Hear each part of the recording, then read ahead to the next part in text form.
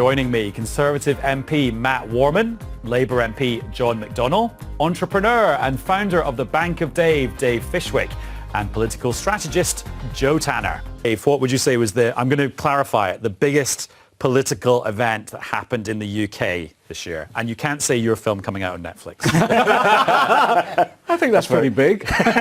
Did it affect British politics? It will do. I think it will. I think one of the biggest things, I mean, let's just clarify that. This is the political and economic, not about world peace. Obviously, world peace is the most important thing in the world, and the war's going on. But let's just take a look back at 2023. Banks were going bankrupt again. We've had 3 massive banks go bankrupt again. You know, billions have been lost again. And yet we're uncapping bankers' bonuses. How does that work? So on one side, I'm getting letters from schools saying, Dave, you know, we really, really need some money for some food because children are coming to school hungry in the morning because of the cost of living crisis. And on the other side, we've got uncapping of bankers' bonuses, and yet banks are going bust again.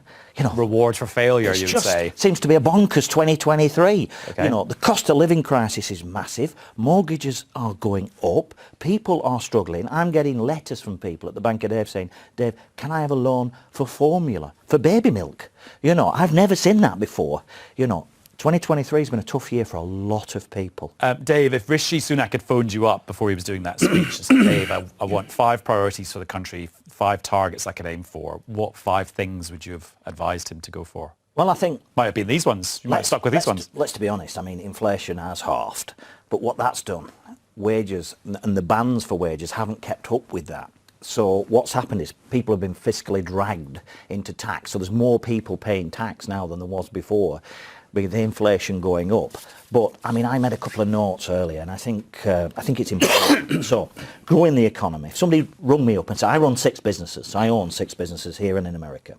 And I think these are the things: investment, investment, investment, more education, more apprenticeship. Is that investment 3 things? Yeah, or one no, thing? it's investment, comma, it's not investment, not 1, comma, 2, 3. investment, comma, Okay, investment so with a big one. exclamation mark. More apprenticeships, more education, make money available to businesses, lower the interest rates, let people get on the property ladder, increase real wages above, and inflation, increased spending.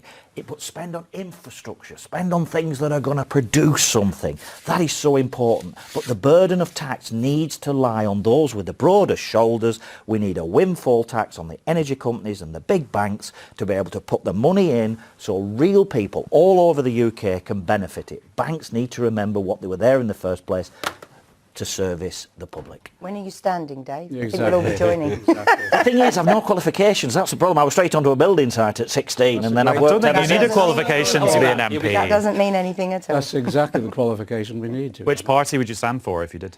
Well, I'd set up your own, probably. I mean, I'm not going to. I'm very bipartisan. I just want a fairer system. We need to make sure that nobody gets left behind. There needs to be a net for people to fall on, to bounce back up, so they can contribute to society. Yeah, Dave, what's going to happen next year?